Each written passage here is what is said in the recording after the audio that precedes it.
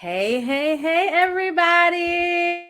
Welcome back to another week of Black Women in Business, the Dirty Truth. And you can see it is not a threesome this week again. We are running with our Women's Month series. And today is a special day because if you did not know, it is March 22nd. So it is World Doula Day. And even though she likes to keep herself quiet, Andriana is a doula. And so today's feature, Miss Nicole Fletcher, is a doula as well. So we're going to get this thing popping. Y'all jump in the comments. Have you used a doula? What is your knowledge of a doula? We would love to hear from you in the comments as we kick this off and represent and honor World Doula Week. Let's go, ladies. Welcome, Nicole. Thanks for having me. I'm really excited to be here. Excited to be here. So excited to have you. So before Andriana comes with the heat, we're going to make you do like we all did, and all the ladies will do this entire month. Tell us a little bit about yourself, how you got into the profession, just to let all of those watching just get a feel for you and get to know you. Yeah. Okay. So I'm originally from San Diego, California, and I had three children, given birth to three children. My oldest is 24. Then I've got a 22-year-old and a 21-year-old. I had my children myself all unmedicated in hospital settings, but not because I was so wise about birth and the birth options, really because I was terrified of getting an epidural and then being permanently paralyzed. And so that was my motivation for unmedicated labor. And I felt like I had great birth experiences. Like, I feel like if I don't do nothing well, I can birth a baby. Like, that's how I felt about it. And then as I, kind of grew and got older and kind of moved around, we moved to Arkansas. So right now I'm in Conway, Arkansas. Like, yay. Okay.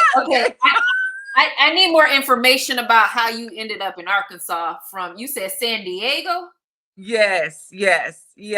So my husband was in the military, and so in the Army. And so we just kind of traveled, and that was a part of it. And so yeah, so that's how military. So we'll go with that one. And so when I moved here, I started getting connected with other women. And one of the women was pregnant and she was having a baby at home. And I was like, what? You can have a baby at home? So I didn't even know that was an option. And so she just kind of shared with me her experience. And then we kind of got what I call a wild hair. And we were like, let's move to Texas because Texas had a midwifery program and we were going to become midwives. And so I came home one day all excited. I told my husband, I'm like, babe, we about to move to Texas. I'm about to be a midwife. And he was like, okay, so no, we're not moving. However, if you want to be a midwife or whatever, do your thing.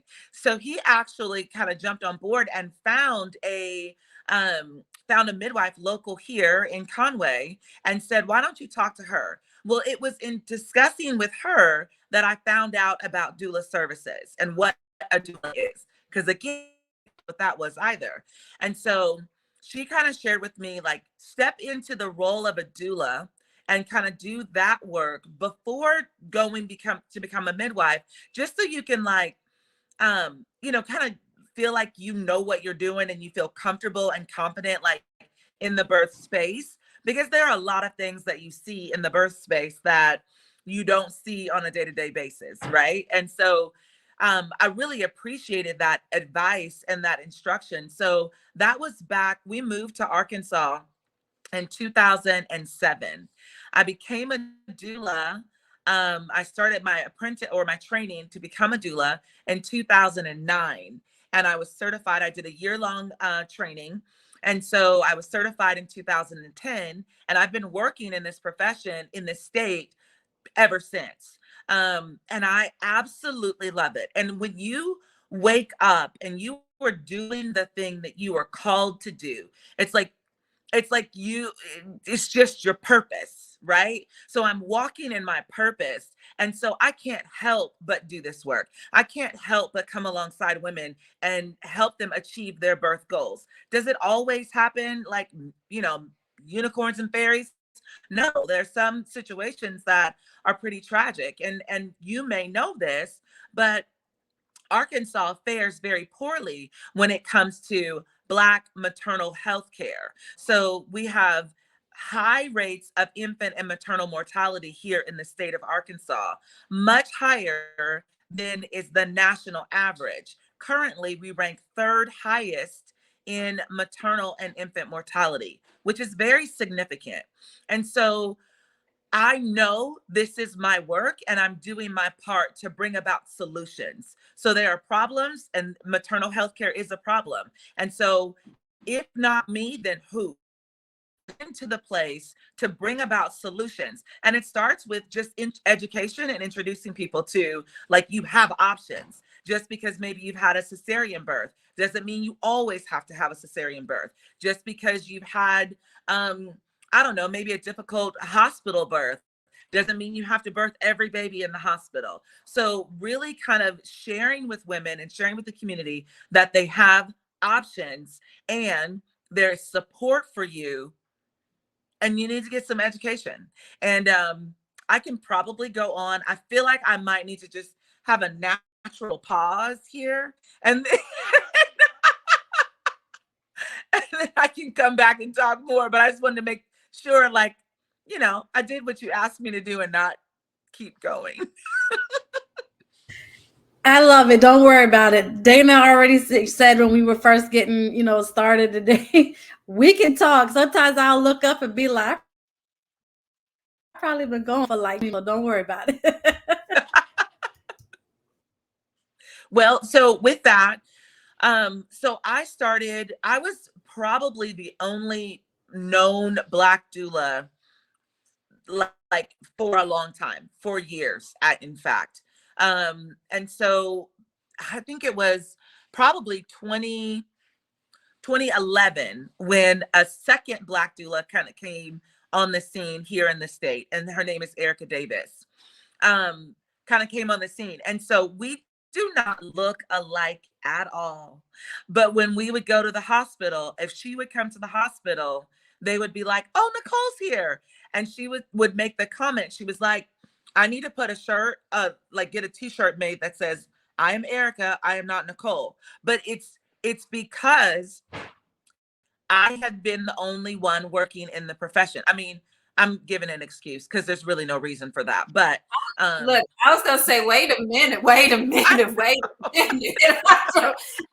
care if you the only one, the second one. Just because they Black don't mean we all look alike now. Exactly. And we actually do not. We do not. I mean, I love Erica. She's beautiful and stunning, but we don't look alike at all. Like, not even a little bit. My daughter's here and she's co-signing. Not even a little bit. So, yeah, were you gonna say I just want to jump in real quick. Well, first of all, real quick, just hats off to you, because I mean, one of the first Black doulas, or one of the only doulas in the state. I mean, dang, where have they been this whole time? But in starting your business and being a doula, how did you gain support? Because that's what I've learned or seen since starting my business 2 years ago. It's getting the word out. So how, being the only one, first of all, how did you just go out and get that support to keep growing your business? So I did that through my training. So there are different ways that women come into the profession of doula care. And so I trained with a local agency. And because of that, and the way we trained, there were shadowing opportunities. So I was working with a certified doula for a year, like different certified doulas for a year. And so it was a well-known agency that really, like, anybody that was having a baby or looking for a doula, like, they were going through the organization called BirthWorks. They were going through BirthWorks. The OBs were recommending BirthWorks. So it was a referral system. So women would call, and then the owner would then direct people to like a doula that maybe fit or like matched. So when I started my own business, because that business was in Little Rock. And so Little Rock is 30 minutes away from me, but there is a major hospital literally 3 minutes from my home. So I was skipping a whole demographic of people that were birthing in Conway to go to Little Rock to have better birth experiences. So in my head, I was like, I need to branch out and create something here and start building relationships with the OB providers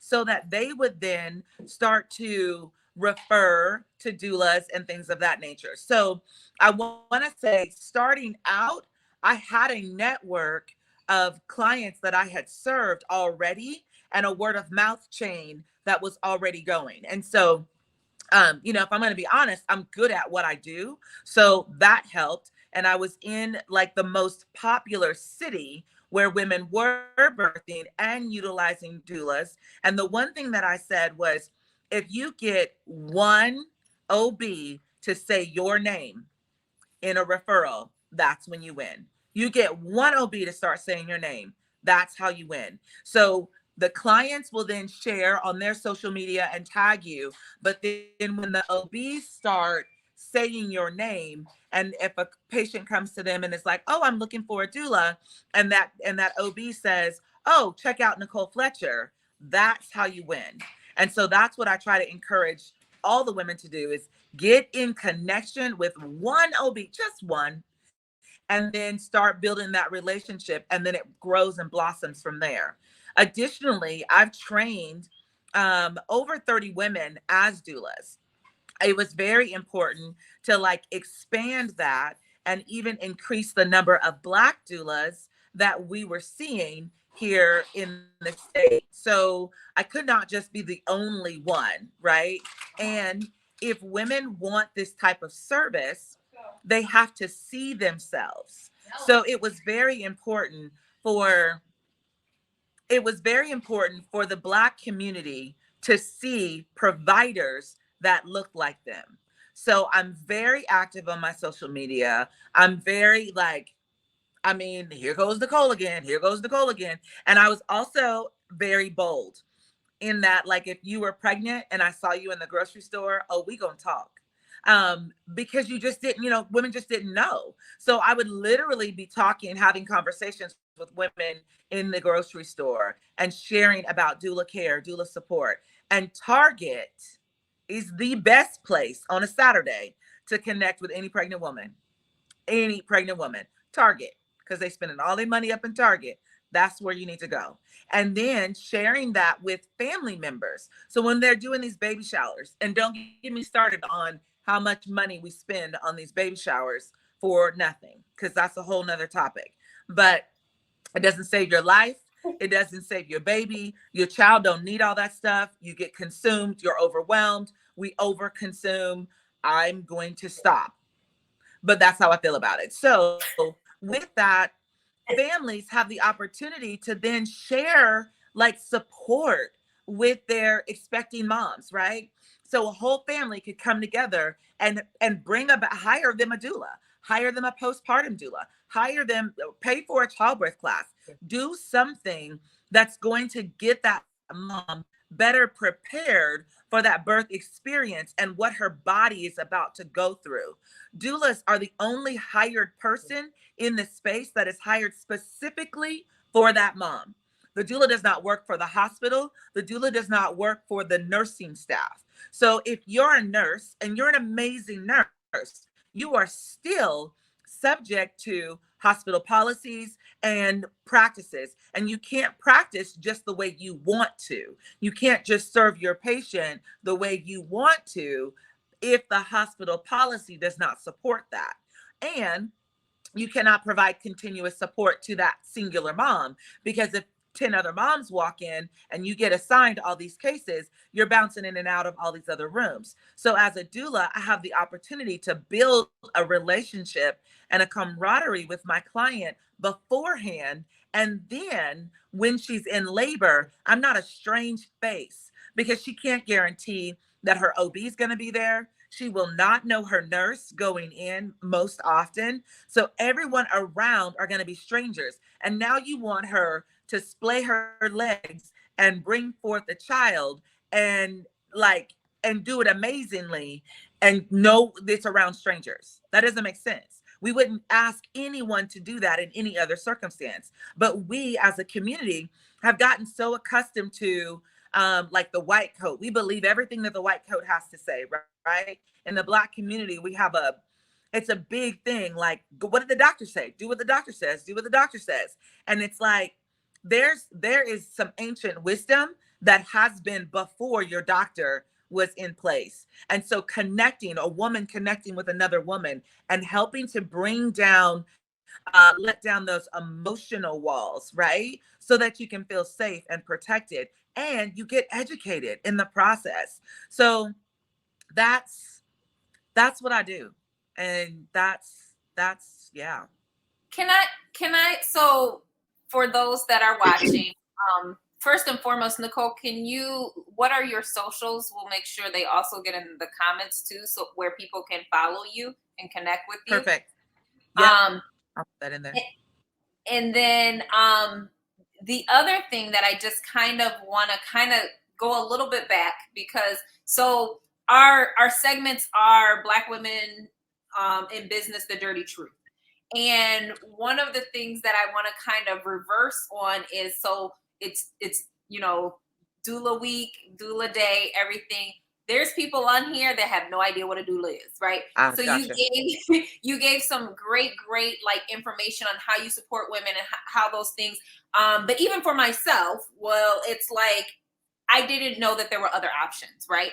And especially being a Black woman in this role. So for you, when you look at your role as a doula and your education piece for women, and especially women of color, can you give us a better or a more detailed, specific description of what a doula is, why a person should have a doula, when the doula comes in, right? Like, because is this way before I'm birthing this child? Is it right when I'm birthing the child, right after the birthing of the child?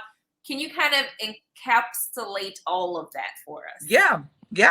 So the word doula, the term doula is a Greek word, and it means woman servant. It actually originates from the Greek, and it means like a bond servant, basically a slave to the birthing mother.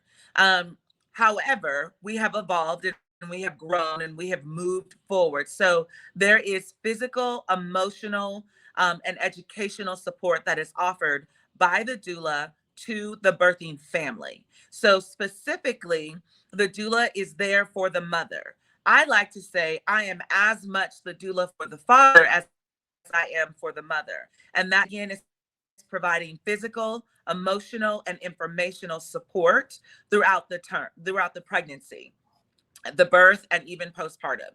There are different types of doulas. There are birth doulas that typically meet with you prenatally, like during your pregnancy, really at any point. And it depends on the busyness of the doula that you're looking for. I have clients that will call me after they, get a positive pregnancy test. Like the second they get a positive pregnancy test, they will call me because I can get booked and I won't take certain clients during a certain month. You know what I mean? So like in order to maintain my own business, my own mental sanity and health, all of that, I have to do some of that breaking as well.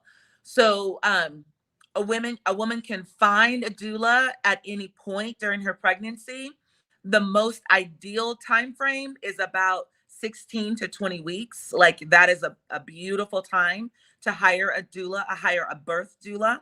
And I probably do, and we in Central Arkansas, probably as doulas that trained with me, do a little bit more than most doulas do. So the average doula will meet with you once or twice during your pregnancy and then show up to you during the labor and provide continuous labor support. And once you've delivered in the hospital and even home settings, once you've delivered, they might stay 30 minutes, maybe an hour, and then they're gone.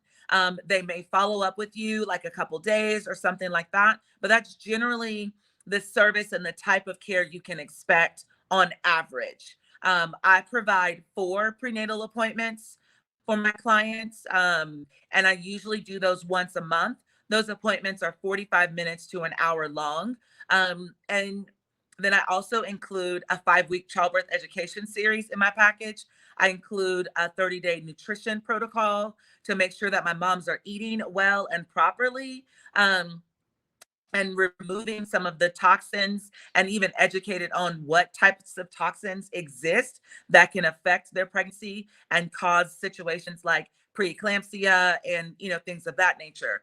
But the scope of practice for a doula is generally physical, emotional, and education on the birthing process.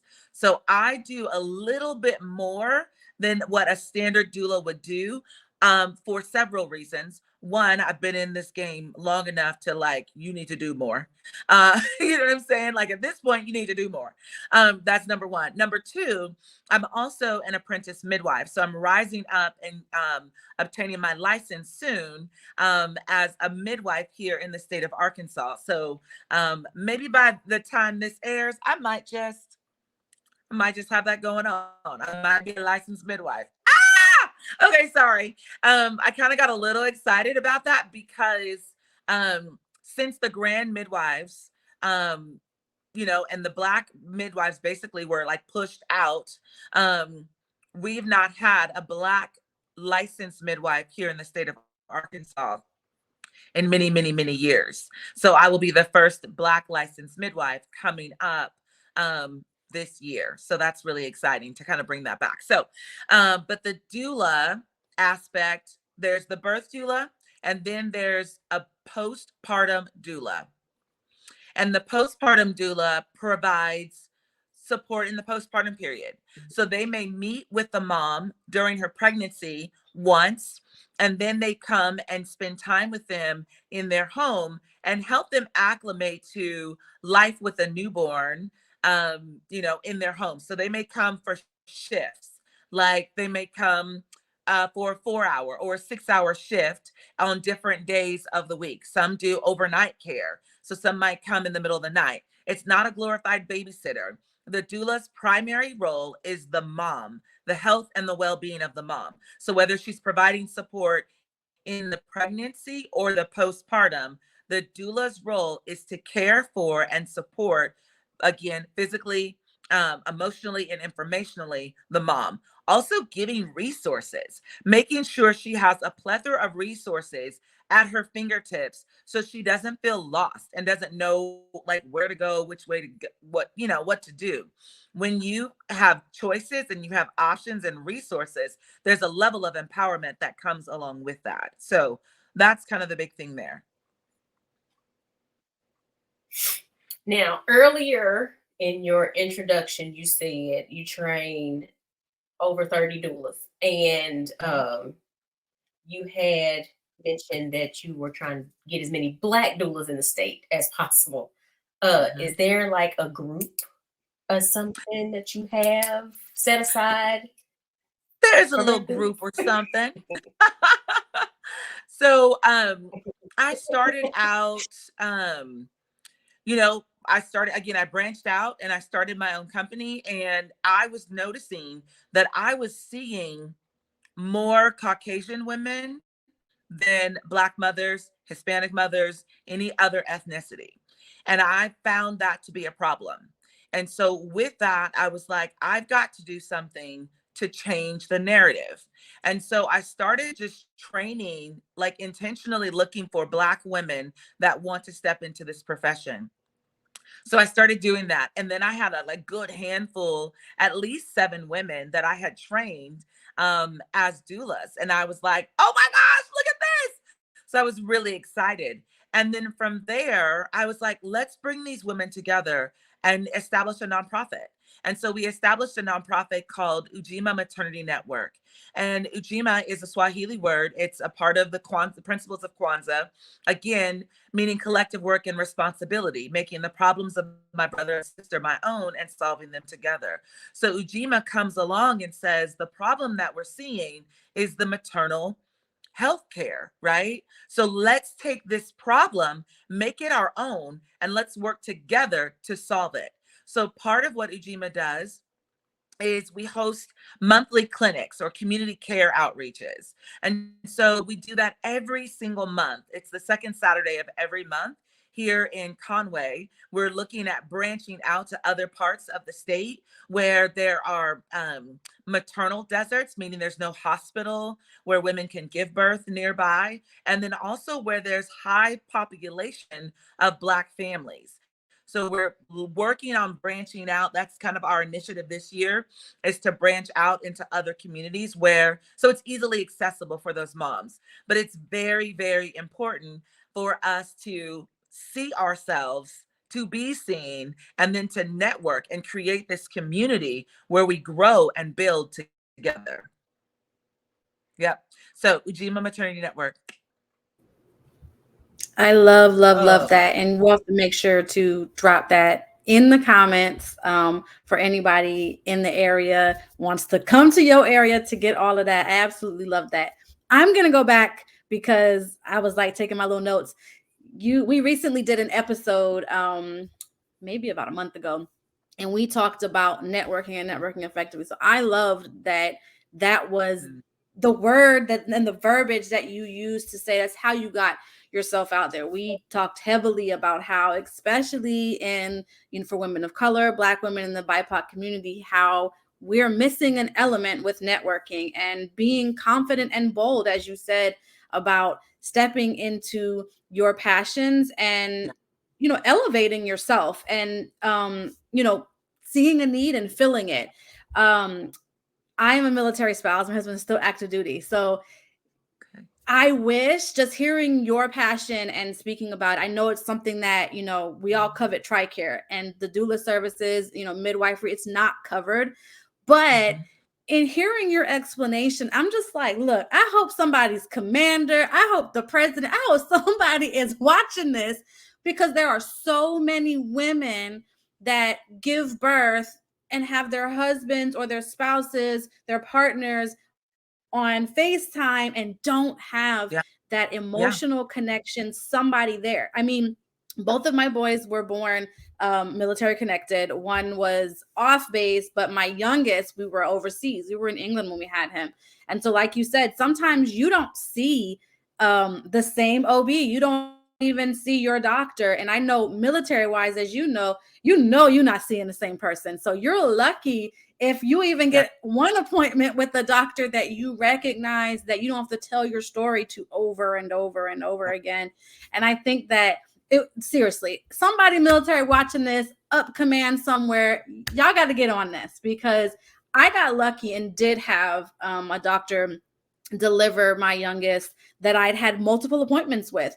But my oldest wasn't. It was a doctor passing because we couldn't get a hold of mine. And though, like you, I had easy births, I'm like, okay, I'm good. I can't imagine what kind of space that would take for you to be in and be having a challenging situation and not recognize anybody in that room, how overwhelming it could be. With that, we talk about the heart as well. So can you speak to the hard things that came at you when you first started your business? Rejections, obviously, you've said, and it's so amazing to hear that you were the first. You're taking a huge leap in what Andriana keeps telling us is a very small space, especially when we're talking about Black women and women of color.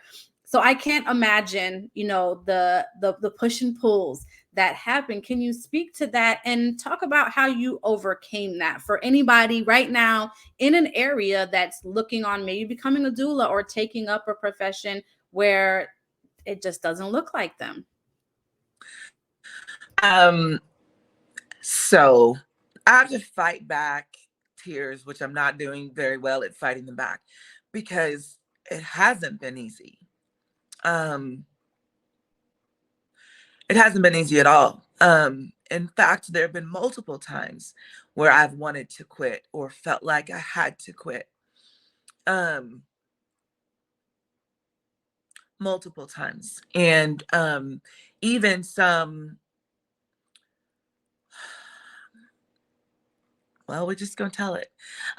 Even some experiences where some of the Caucasian doulas kind of like put stuff in the streets and to like make me look bad, and to even assume or imply that I don't care for women well, or I don't know what I'm doing, or that I'm now raising a flag about Black maternal health care, and now I'm being divisive. And now if it's okay if Nicole is comfortable Black woman, right? She's Black on the outside, her skin, but she doesn't make me feel like there's something wrong, right?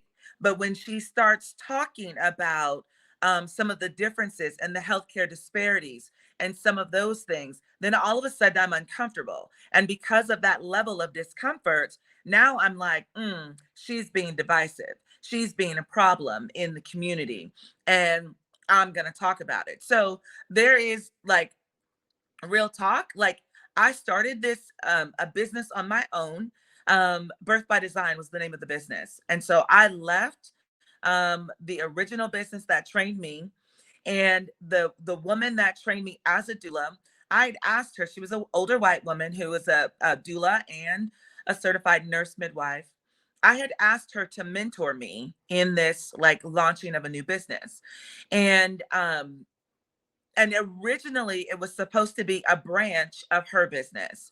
So like her business was in Little Rock. I'm in Conway. Again, it's a 30-mile, distance, or 30 miles or whatever. And so I was going to do her business Conway version. And then again, I was the only Black person, and I was giving out ideas, plans, and sharing those with her. And then she was sharing them with another staff.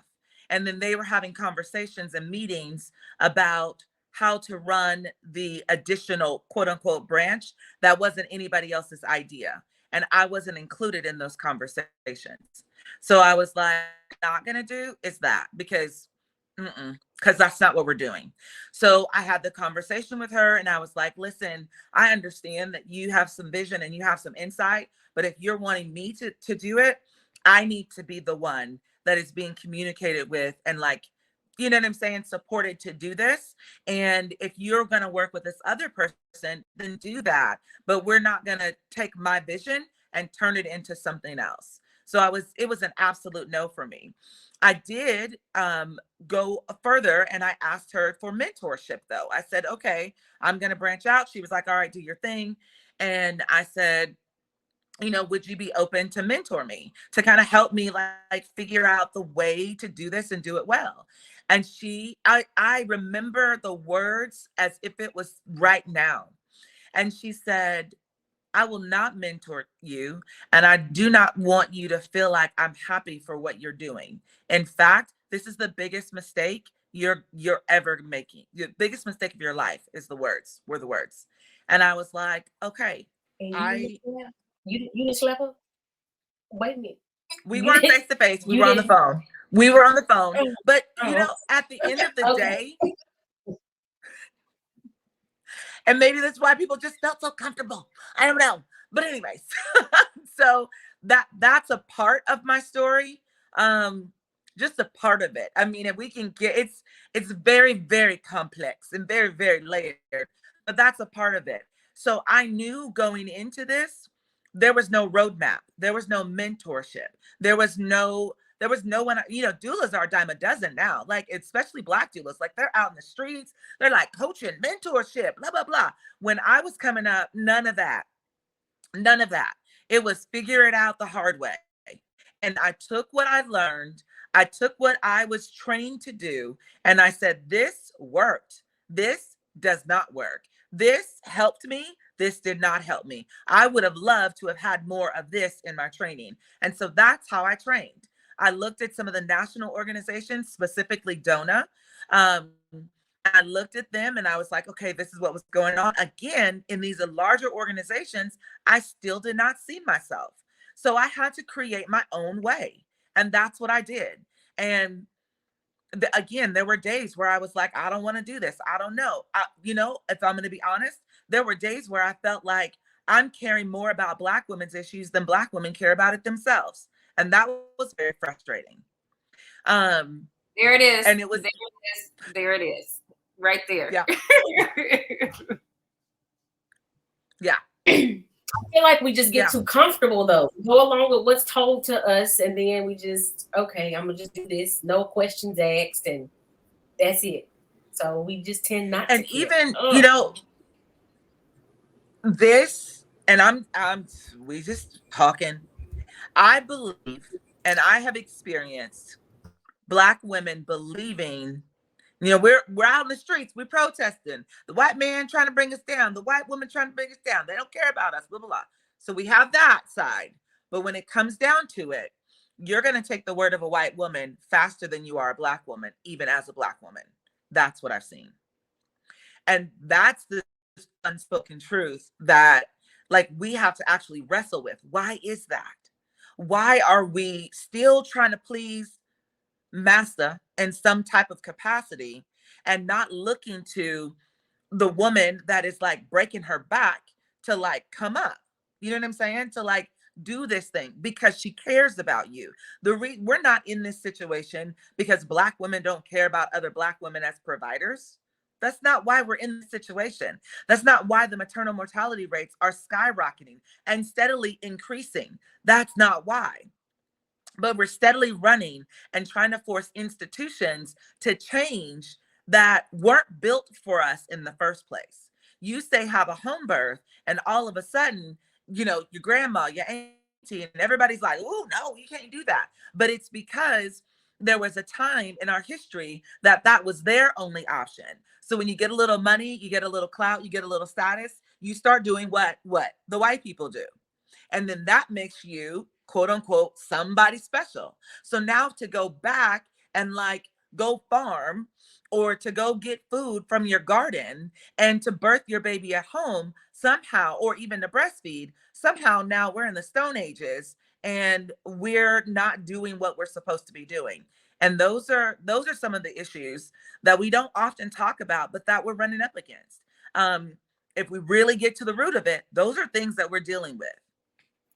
I love that so much, and we do talk about it on here because to your point. So I'm sure you probably know, like, so the three of us are all in Young Living, and we all have a common thread of wellness and how we kind of came into our space.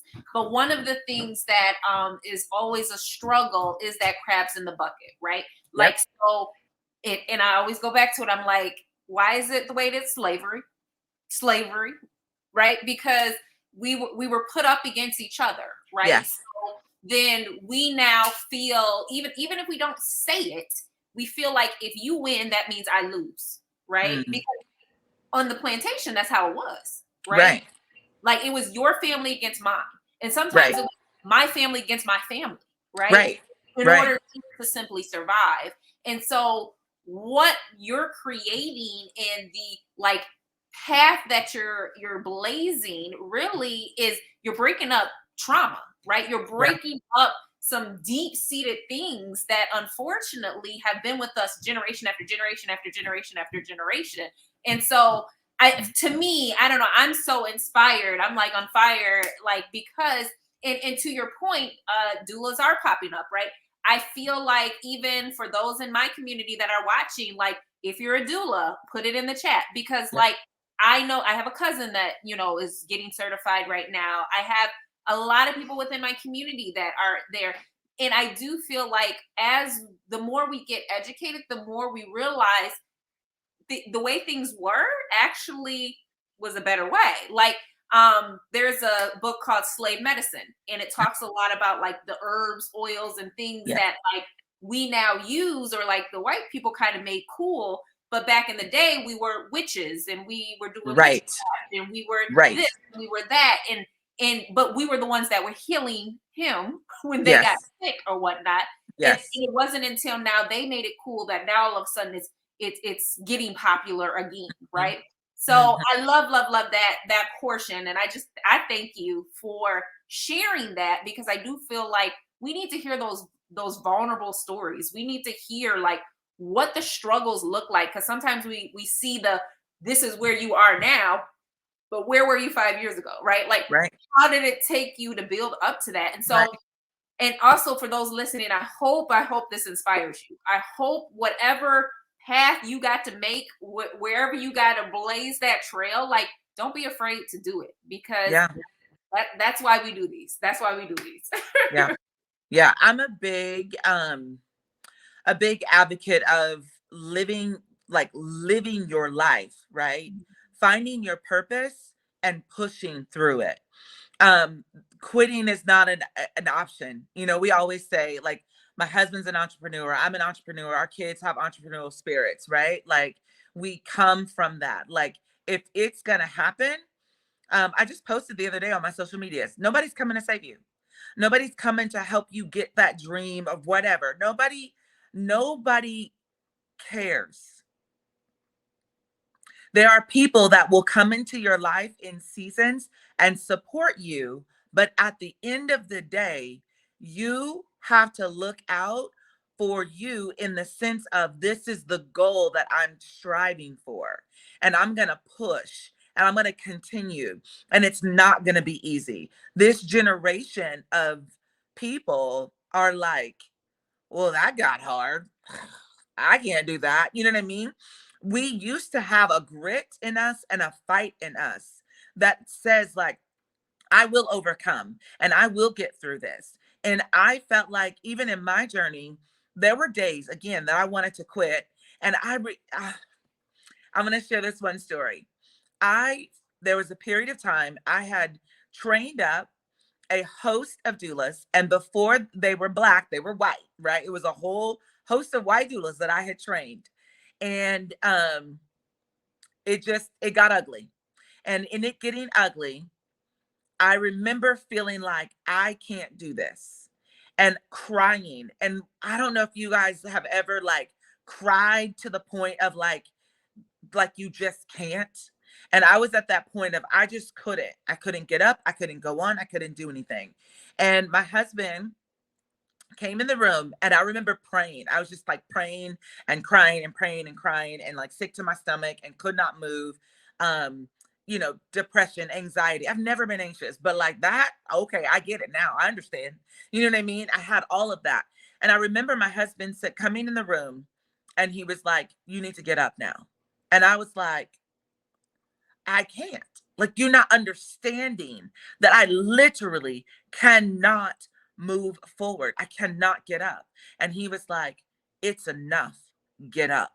And I was just like, I almost felt offended. I mean, look, let's be honest. I was offended. I was like, how you gonna tell me?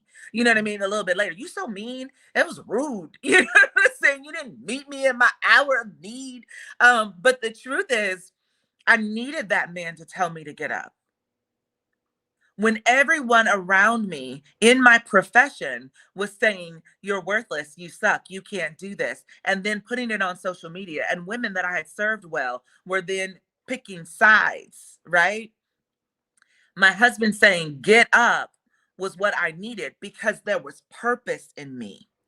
I am here today for purpose. There are women, had I not gotten back up, there are women that would not be here today, that would not be living out their dream as a doula, or even pursuing midwifery, Black, white, and otherwise.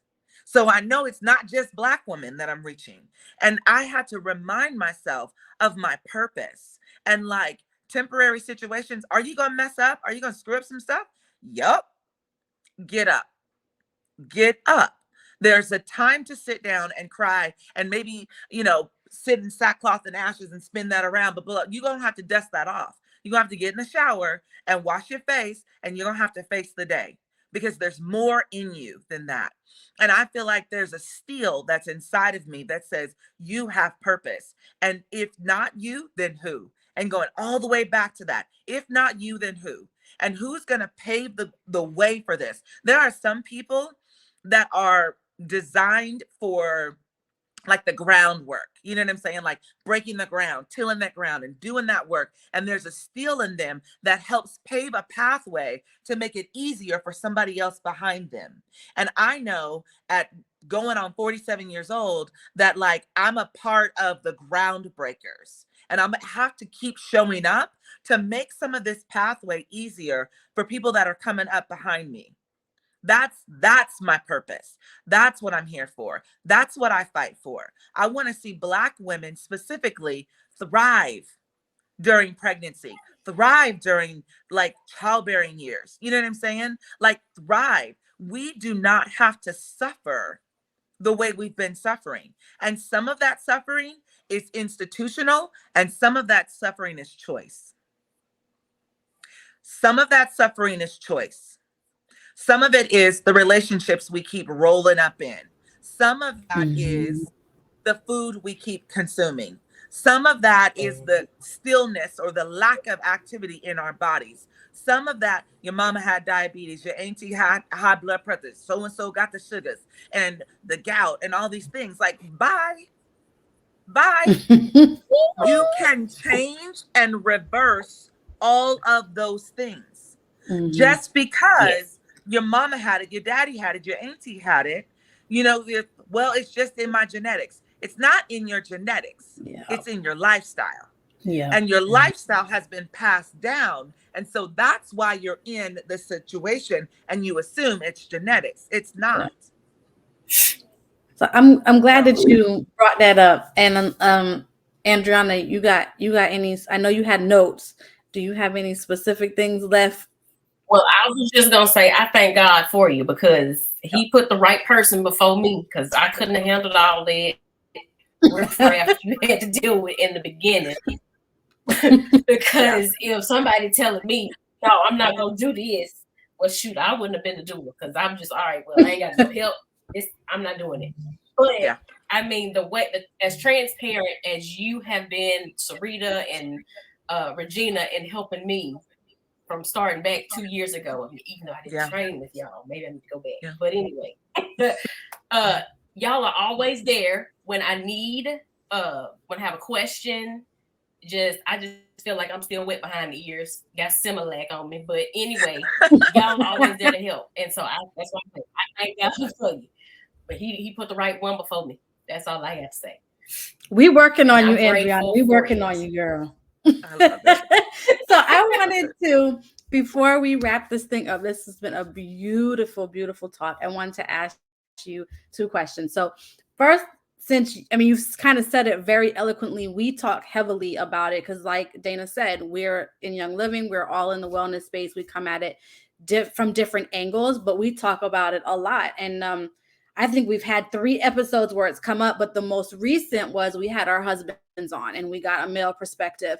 And so we talked about that very thing of where is this disconnect that as a community, women of color, just Black community as a whole, the BIPOC community, where this disconnect of shifting into health and wellness that is supporting our bodies. What's going on? Why are we so stuck in this space? So I know you come in contact with it because we all do. I think it's a struggle that we privately talk about all the time because we really want to help those communities that aren't getting it and are still, like you said, making excuses. It's in the family. Or I just saw one about bleach in the water again, about how their grandma's 104 years old. Ain't nothing wrong with her. And I'm just like, we're not going to do this today. Close out Facebook, Tameka. But so how do you approach that? Because obviously, like Dayna, I didn't know a whole lot about doulas,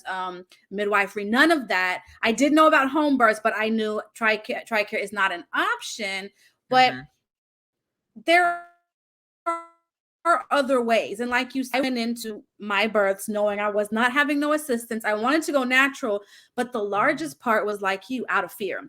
Wasn't Right. nobody sticking me in my spine. I was not trying to be paralyzed. So a lot of it was simply out of fear, not out of Right. my well-being and feeling the most and all of that. Mm-hmm. So how do you approach it to get, you know, women of color, Black women, and women in the BIPOC community to be receptive if they're like, nope, to a more homeopathic, getting back to the way things should be when approaching their births and in your doula space? Yeah. It's complex and it's also simple. Everybody wants to feel better. Mm-hmm. Everybody wants to feel better. And so when you are sick in your pregnancy, you can't function, you have to work, you have to show up in other ways. Like, let's go back to this nutrition. What are you eating? Yeah. Where is it sourced? And then sharing the education about glyphosate. And glyphosate is a chemical pesticide that is sprayed over our crops, and it has damaged our soil. So we're dealing with depleted soil or food from depleted soil.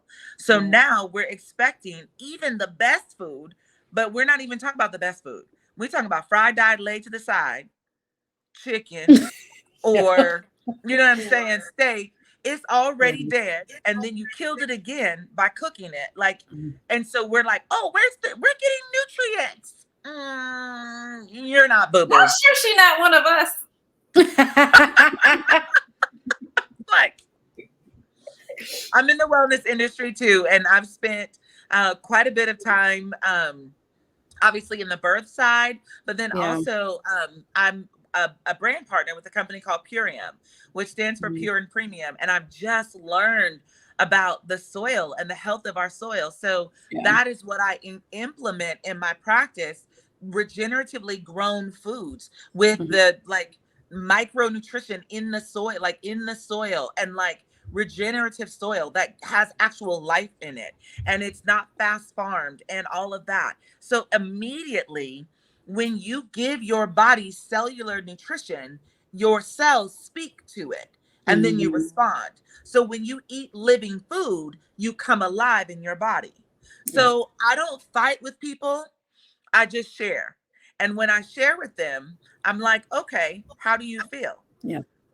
Well, I don't feel good. I feel like hot trash and, you know, whatever. Okay, what are you willing to do to change that? What are you willing to do? And not everybody's willing to change. I have my clients give me a 3-day diet. Write down everything. I don't care what it is. Just write it down. I'm not trying to judge you. We're just going to look at it, because a lot of us consume food and we don't pay attention to it. You know what I'm saying? We're really just mindlessly eating, or, you know, all of this type of stuff. And again, dealing with our damaged, depleted soil, we're hungrier than we should be because our food is not satiating. Yeah. So you can eat a whole meal and be like, why am I looking in the cabinet still? Because basically what's called the sugar cane pathway in the plants is damaged, and you're not getting the whole food nutrition the way that it once was. So 50 years ago, 100 years ago, like, they were getting that. Glyphosate wasn't sprayed over the soil. So everything was organic. The toxins did not exist, but now they do. And at a high rate. We're seeing, and, you know, everybody's got to get this vaccine, and this vaccine is affecting people, and, you know, dealing with the outcome of that. So there's a lot that we aren't really willing to openly discuss, or maybe you guys are, but but people aren't openly willing to discuss. So it's really a matter of having the conversation. Do you want to feel better in your body? And if you want to feel better in your body, you have to be willing to do something different. I started in 2022, January of 2022. So it's been a year now that I moved to plant-based. I stopped eating meat, all meat. I stopped eating, I say dairy. Mostly I stopped eating dairy. Every now and again, if I buy something that has some dairy in it, okay, you know what I mean? But I don't typically like consume it. I'm not having eggs, all of this type of stuff.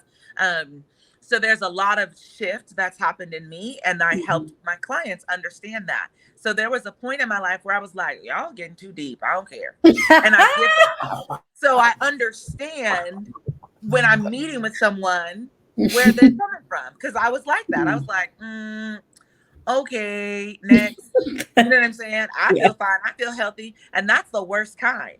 When you feel like you're fine and you're healthy, and then you actually get nourishment and you were like, I thought that was healthy. I thought that was alive.